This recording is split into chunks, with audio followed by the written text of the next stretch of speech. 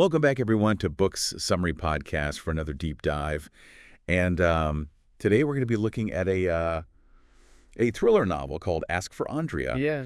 And this book, it really kind of kept me on the edge of my seat. And I think you guys will really enjoy this one. Oh, yeah. This book it was really something else. Yeah, it's got a great blend of suspense and kind of a little bit of the afterlife mixed in. Yeah, it's like a supernatural thriller almost. Yeah, and if you're into mysteries, Yeah. and you like a little bit of a twist with ghosts and stuff like that, Definitely stick around. this is the one for you. So if you guys haven't already, hit that like button and subscribe to the channel. We do these deep dives all the time, and we'd love for you to join us. So let's jump right into Ask for Andrea. So the story centers around this young woman named Sky, and she's tragically murdered by this guy she meets online on this dating app called Match Strike. But here's where it gets really interesting. Sky doesn't just disappear after she's murdered. She becomes a ghost. Yeah. And she's kind of trapped in this world. She can see everything that's going on around her, Yeah. but she can't actually interact with anything or anybody. Yeah, it's like she's a fly on the wall. Yeah. Witnessing everything, but unable to do anything about it. Exactly. Yeah. And it's through Sky's eyes that we really get to see Mm-hmm. the true nature of her killer, Jimmy. Mm. And it's pretty disturbing stuff. Oh, yeah, Jimmy. He's a classic psychopath. He's charming and charismatic on the surface, but underneath it all, he's just a cold and calculating predator. Right. And the author does a great job of showing us just how meticulous and planned out Jimmy's crimes are. Like, for instance, he uses Rohypnol to drug his victims. Yeah. And he keeps this really, really clean car. Oh, yeah, the car, that blue Kia Sorento. I mean, Yeah. talk about a creepy detail. Yeah, it's like this symbol of his need for control. Right. Like he's trying to erase any trace of his crimes and maintain this facade of normalcy. Yeah, It's chilling. But you know what's even more unsettling is Oh. that Sky's story isn't the only one we encounter in this book. Right, there's Megan and Brescia, too. Yeah, there are two other women whose paths cross with Jimmy's through that same dating app Match Strike. Mm. And their stories are just as tragic and disturbing as Sky's. And the way their stories are interwoven with Sky's, it just creates this whole web of interconnectedness. Yeah, it really shows you how the actions of one person can have this ripple effect that impacts so many other lives. Look at butterfly effect. Exactly. One small action can set off a chain of events that has far-reaching consequences. And one of the things that really struck me about this book was its exploration of memory. Oh, yeah, that's a big theme. Yeah, like Sky discovers this ability to kind of drift into memories. And she first encounters her deceased grandmother, Rosie. Right, Grandma Rosie, she's like a guiding light for Sky. Yeah, and it's through these memories that Sky starts to realize that the past isn't really gone. It's still present in some way. And it continues to shape the present. It's a powerful concept. It is. And it makes you think about our own memories and experiences are all interconnected. Right, like we're all part of this tapestry of shared history. Yeah, and for Sky, this connection to the past, it presents her with a really tough choice. Does she remain tethered to this world, seeking justice for herself and the other women? Or does she choose peace Right. and reunite with her loved ones in the realm of memories? That's a heavy dilemma. I don't know what I would choose. Me neither. It's a tough one. But before we get too deep into Sky's dilemma, I think we need to rewind a bit and talk more about the villain of the story, Jimmy. Okay, let's do it. So we already touched on his charming facade and his meticulous planning. But I want to dig a little deeper into his modus operandi. Yeah, let's break it down. So Jimmy, he basically uses online dating apps to systematically target women. He lures them in with his charm, and then he drugs them and takes advantage of them. And he's very careful about covering his tracks. Yeah, he's like a ghost. He disappears without a trace. Except for Sky. She's the one who can see through his facade. Right, and that's what makes her story so compelling. She's the only one who knows the truth about Jimmy, and she's determined to expose him. It's a classic battle of good versus evil. It is, but with a supernatural twist. Definitely. And one of the things that I found really interesting about Jimmy was his obsession with that blue Kia Sorento. It's not just a car to him. It's like an extension of himself. It's his mobile crime scene. Yeah. And the fact that he keeps it so spotlessly clean, it's just another example of his need for control. Right. He's trying to erase any evidence, any trace of his victims. Exactly. And it's this attention to detail that makes him so dangerous. Oh, absolutely. He's a meticulous planner, and he's always one step ahead. Right. And that's what makes this book such a page-turner. Definitely. You're constantly on the edge of your seat, Yeah. wondering what's going to happen next. And the author does a great job of keeping you guessing. Yeah, she really knows how to build suspense. But, beyond the thriller aspects of this book, there's also this really thought-provoking exploration of the dangers of online dating. Yeah, that's a really important theme. Yeah, the book really highlights how easy it is to be deceived by someone online. Right. You never really know who you're talking to. Exactly. And, Jimmy's the perfect example of that. He comes across as this charming and successful guy,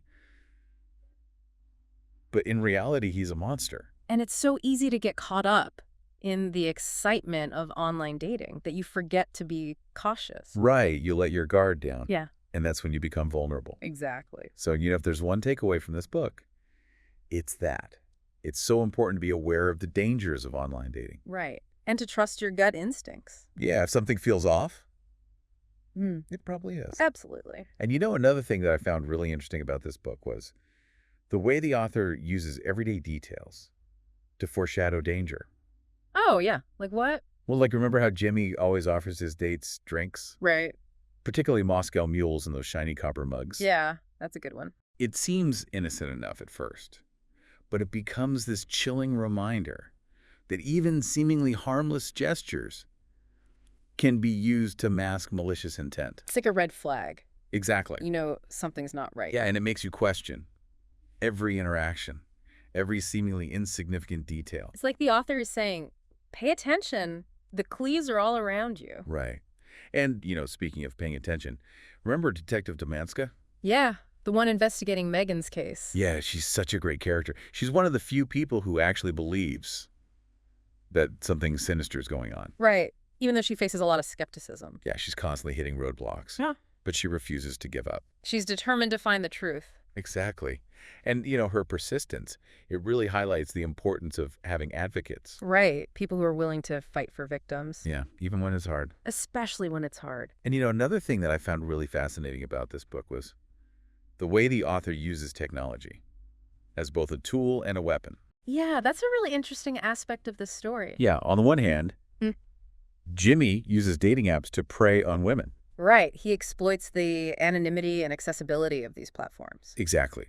But on the other hand, Sky and the other ghosts, they're able to manipulate technology in small ways, like causing lights to flicker or computers to malfunction. It's like they're using technology to fight back, even though they're dead. Yeah, it's like a digital ghost story. I like that. The digital ghost story. And it makes you wonder about the unseen forces at play in our own lives. Right. Like, what if those glitches and anomalies we experience aren't just coincidences? What if there's something more to it? Yeah. What if there are spirits or energies that we're just not aware of? It's a chilling thought. It is. But it's also kind of exciting. Yeah. It makes you wonder what else is out there. Exactly. And, that's one of the things I love about this book. It's this blend of suspense, right, social commentary, and the supernatural. Yeah. It's a unique combination that really keeps you on the edge of your seat. And it makes you think. Yeah. It's not just a mindless thriller. No, it's a story that stays with you. Exactly. And, before we wrap up this part of our deep dive, I just wanted to remind everyone to hit that like button and subscribe to Book Summary Podcast for more deep dives into incredible books like this one. Yeah, we'd love to have you join us. All right, so we've talked about the plot, the characters, the deeper themes. Yeah. But what about the ending? Yeah. Does it leave you feeling satisfied? Does it offer any sense of closure? Well, I don't want to give too much away, but I will say that the ending is both satisfying and bittersweet. It ties together the various threads of the story in a way that feels both inevitable and surprising.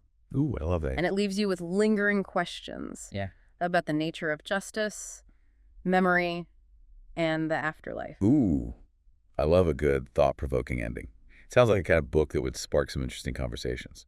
Should we dive into the final part of our deep dive? Let's do it. Okay. Let's go. I'll tell you what, that ending had me thinking for days. Yeah, it really gets under your skin. Yeah, it does. So it's not just a thriller that you read and then forget about. Right. It makes you question things. Yeah. Like what happens after we die? Exactly. And what is justice, really? Especially in cases like this where the victims are no longer here to speak for themselves. Yeah, that's something that the book really grapples with. It does. Like, is there any real closure when the person who wronged you can never truly be held accountable. Right. Especially in a legal sense. Yeah, the book doesn't shy away from the complexities of the justice system. No, it doesn't. Like, yeah. Jimmy is eventually caught, but even then, there's this sense that true justice might be elusive. Yeah, it's not always a clean resolution. Right. And then there's the question of closure for the victims, like Skye, Megan, and Bracia. Right. Do their stories find any kind of resolution? That's where the book's exploration of the afterlife and the power of memory really comes into play. Right. Like, remember how Skye can drift into memories? Yes. Well, that ability becomes crucial to her fate and the fates of the other women. It's like they're able to connect with each other, even in death. Yeah. And they find strength in that connection. They do. And they use it to try to protect others from suffering the same fate. It's a powerful message of hope, even in the face of tragedy. It is. Like, even though they're gone, they're still fighting. Yeah. And, you know, one of the things that really struck me about this book was the way the author uses everyday details to foreshadow danger. Oh, yeah. Like, remember how Jimmy always offers his dates drinks? Especially Moscow mules, you know, in those shiny copper mugs. Right. It seems innocent enough at first. Right. But it becomes this chilling reminder that even seemingly harmless gestures can be used to mask malicious intent. It's a classic tactic of abusers. Exactly. To gain trust and control. Yeah. And the book really makes you think about how we perceive danger. Right. And how easy it is to overlook red flags. Yeah. Especially when someone is charming and charismatic. Like Jimmy. He's a master manipulator. He is. And you know, another thing that I found really interesting about this book was the way the author uses setting to create atmosphere. Like, remember the isolated cabin where April and her daughters are held captive? The freak you. Yeah, it's this dark and claustrophobic space. That really adds to the tension of the story. Right. It's like a character in itself. It is. It represents the feeling of being trapped. And isolated. Yeah. And it's a stark contrast to the bustling coffee shop where Skye worked. Right. It shows how quickly your environment can change. Exactly. And how danger can lurk in the most unexpected places. It's a reminder to always be aware of your surroundings. Yeah. And to trust your gut instincts. Absolutely. When something feels off. It probably is. Right. And, you know, speaking of trusting your gut, I wanted to talk more about Detective Domanska. Yeah. She's one of the few characters in this book who really seems to get it. Yeah, she's a true advocate for the victims. She is. And she never gives up on finding the truth. Even when everyone else doubts her. Exactly. She's a reminder that even in a system that can often feel broken, there are still people fighting for justice. She's a beacon of hope. She is. And her persistence ultimately pays off. It does. In a way that's both satisfying and bittersweet. Yeah, I don't want to give too much away. Yeah. But let's just say that. The ending of this book will leave you thinking about the nature of justice, the power of memory, and the possibility of life after death. It's a story that stays with you. It does. And if you haven't read it yet, I highly recommend checking it out. Me too. And before we move on to the final part of our deep dive, I just wanted to remind everyone to hit that like button and subscribe to Book Summary Podcast for more in-depth discussions on fascinating books like this one. We'd love to have you join us. Yeah, this book really makes you think about all those things you mentioned. It does. Like, it's not just entertainment. It really gets under your skin. Yeah, it stays with you. Definitely. Like, you find yourself thinking about it days later, and you want to talk to other people who have read it to see what they thought. Exactly. It's that kind of book. Yeah. And, you know, one of the things that really contributes to that is the author's writing style. Oh, yeah. She's so good at creating atmosphere. Huh? Like, remember the scene where Skye encounters her own decaying body? That was so creepy. It's like a Skye. You can almost smell it. I know. He's so vivid. Yeah, and it's not just gross. It's also really symbolic. Right. It represents the loss of self. Yeah. Like, Skye is no longer who she was. And she's stuck in this in-between state. Exactly. She's not alive. Yeah. But she's not really dead either. It's a very unsettling feeling. It is. And the author captures it perfectly. Yeah. And, you know, another scene that really stuck with me was the one where Skye is trying to stop Nicole from getting into Jimmy's car. Oh, yeah. She's, like, putting all her energy into it, trying to make the car stall. But she can't. It's heartbreaking. It is, because you know what's going to happen. Yeah. But you're powerless to stop it. Just like Skye. And you know what else I found interesting? was the author's use of symbolism. Oh, yeah. There's a lot of that in this book. Right, like the color blue. Oh, yeah. The blue Kia Sorrento. It's like a symbol of danger and deceit. Right. And then there are the animals, like the coyotes and the ravens. Yeah. They seem to be aware of Sky's presence Yeah. in a way that humans aren't. It's like they can see into the spirit world. Yeah. It adds this whole other layer to the story. Right. It makes you wonder, what else is out there? Exactly. What else are we missing? And, the setting of the isolated cabin is also really symbolic. Oh, yeah, definitely. It's like a prison for April and her daughters, but it's also a prison for Jimmy. In a way. Yeah. Like he's trapped by his own demons. Exactly. And, the way the author reveals Jimmy's true nature, it's masterful. Yeah, it's a slow burn. It is. She doesn't just hit you over the head with it. Right. She lets it unfold gradually so that by the time you realize the full extent of his depravity, You're already hooked. yeah, you can't look away. And you know the ending of the book. It's both satisfying and bittersweet. Yeah. Like justice is served. In a way. But there's also this sense of loss. Right. Like things can never really go back to the way they were. Yeah. But there's also hope. Like the victims, they find peace in their own way. They do. And they're able to move on. It's a powerful message. It is. And it leaves you with a lot to think about. Yeah. This book. It really makes you appreciate the fragility of life. Yeah.